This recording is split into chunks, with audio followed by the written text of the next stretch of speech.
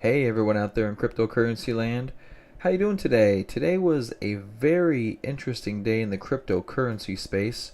Bitcoin Cash was by far the star of the day today.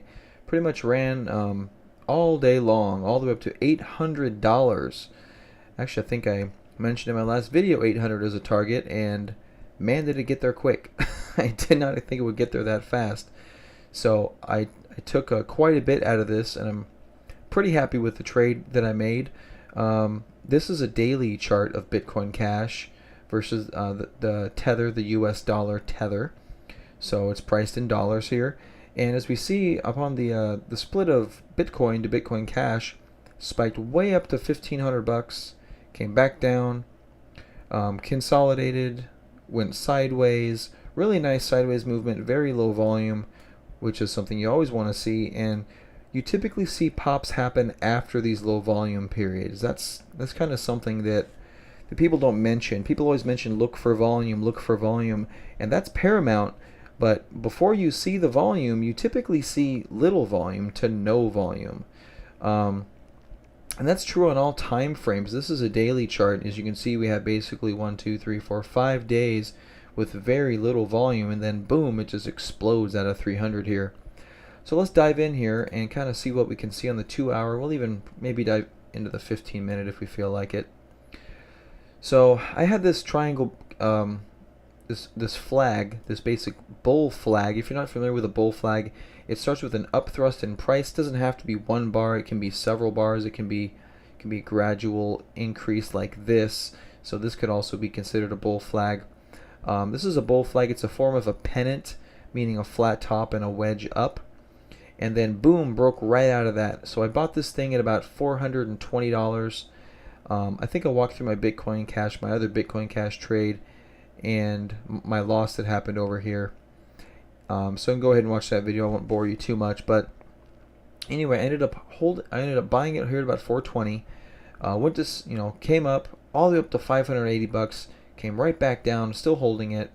Really no issues there.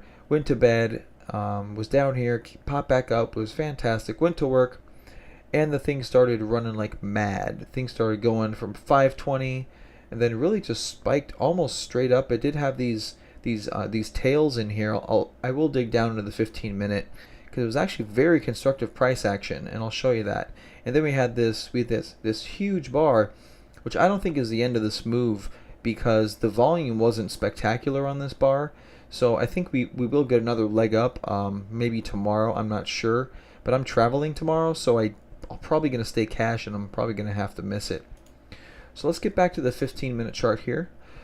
This is why these spikes don't look that terrible. If we really dig down into this chart, here's that bull flag that I drew. There's the trade where I had a losing trade right there, and then I got in it right where this volume popped in, right on this candle at about 420. So it popped up here. This was a big topping candle, this one right here. So it popped up super high, sold off on really big volume.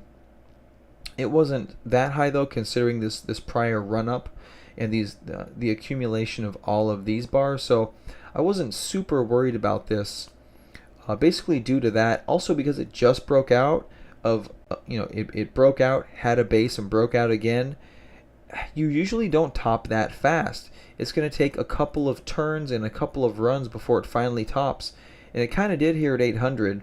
So this looks like a bit of better topping action, but I still don't think it's the overall top. So anyway, this guy came back in, curled down, zoomed back up to another high, and then continue to go higher, notice it made a couple of U-turns here. Notice these U-turns. I mean, sure, it goes straight up for a few bars here and straight up for a few bars here, but it's always preceded by this turn up, this kind of a cup pattern. It's called a cup, or a cup with handle if it forms a handle. This one really, none of these really form handles, and so this may do something similar, but this is kind of a topping formation where you have a high, then a higher high, and then now we have a lower high near this other high. It's called a head and shoulders pattern. It's probably not going to come to pass and actually complete the pattern, but it definitely has some kind of a topping. So it's going to take a rest of some kind here, which is really healthy if you think about it. From 300 up to $800 is a pretty significant move. So there's going to be some consolidation. There's going to be some profit taking. At the same time, we do know there's a lot of holders in Bitcoin Cash, because from the Bitcoin fork, everyone that held Bitcoin got an equal amount of Bitcoin Cash. So by definition, we already have a lot of holders. Some may not be married to Bitcoin Cash. Some may want to hold it long term, but others are going to take profits. So anytime you have people that have purchased or have a coin from a higher price, they're more likely to sell that coin as the price goes higher, because they kind of want to break even. So if you have some people that bought it here up over $1,000, up over here $900 to $1,000, as this continues higher, there's going to be more people that are going to want to sell it. At the same time, there's going to be a frenzy of people that are going to want to buy it, and that's the fight that has to happen in order for this to go up or go down, either way. But that was the rise in Bitcoin Cash today. This was pretty much the only one moving in the markets. Where did I finally sell? I don't think I actually went over that. I actually finally sold, I think, I don't remember, it was a little bit earlier today.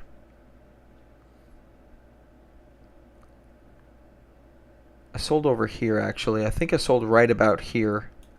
So it went up to 700 here. Went up to 700. I was actually, I don't know if I was gone, but anyway, it went to 700. It came back, pulled back. And I noticed it was resting around the 620 level. Wasn't really going below that. Every time I would look at it, it was just kind of floating at 620, 630. I'm like, wow, this thing has staying power right here. This isn't done. And then but I was kind of a little upset that I didn't take profits at it here about 680, close to 700. So when it got back up towards 700, I'm like, okay, I'm finally going to take some profits up here. Now I was trading on the minute chart. When you're looking at a minute chart, let me show you. When you're looking at a minute chart, there's a lot of stuff happening. There's a lot of excitement. There's a lot of action, and I ended up selling. Actually, now that I see the minute chart, because I was trading on it, I ended up selling. I think right down at this low, 692 area. It sounds about right. So I sold kind of at this low, and it missed this big run up to $800. I was kind of pissed about that, but you know what? I had a really great trade. I was in it from $420, and I rode the thing all the way up to basically $690. So I'm not too upset. It's trading at 630 right now, so I can't be too upset. Who knows? I could have gotten greedy and, oh, this thing's going to 1,000. You never know what's going to happen. Anyway, cashed out. Watched it go up. Watched this big down bar. I'm like, oh, that's pretty crazy. So that happened, and it's kind of going down here back to 630. So this moves over for a little while. I think in the long term it's going to come back, but if it finishes this head and shoulders pattern, I mean, it has quite a bit to go down, probably down here towards the 450 area. I don't really think that's going to happen, but it is a possibility. So that's Bitcoin Cash. That's what happened today. That's my experience, and that's my read on Bitcoin Cash. That's pretty much exactly how I traded it too. So you can kind of get an idea of what to look for with these things. I will say something else. If you notice, I don't use a lot of indicators. I pretty much have price and volume. I do have some EMAs listed here, but they don't even show. I can throw them up here, but I kind of find the moving averages aren't as useful as they are in stock trading. The reason being is twofold. Number one, we tend to use like the 10-day moving average, and the 50-day moving average is short-term and longer-term trend lines, if you will. But they're very, very arbitrary. And with the cryptocurrency market never closing, this thing is open 24/7, 365. So it's open all the time. The reason that a 10-week moving average is effective in the stock market is because it's 2 weeks. It defines 2 weeks. So I made a modification and call this a 14-day moving average. This is equivalent to a 10-day moving average. So if you look at this, even on these big run-ups, it has a couple spikes down. I mean, it does kind of obey it, but at the same time, it just seems very arbitrary. And these things move so fast that I think you could get, if you want to follow a trend line, you're going to end up missing a lot of moves. At the same time, if we stick to the 70-day, which is equivalent to the 50-day moving average, This seems to obey a little bit better.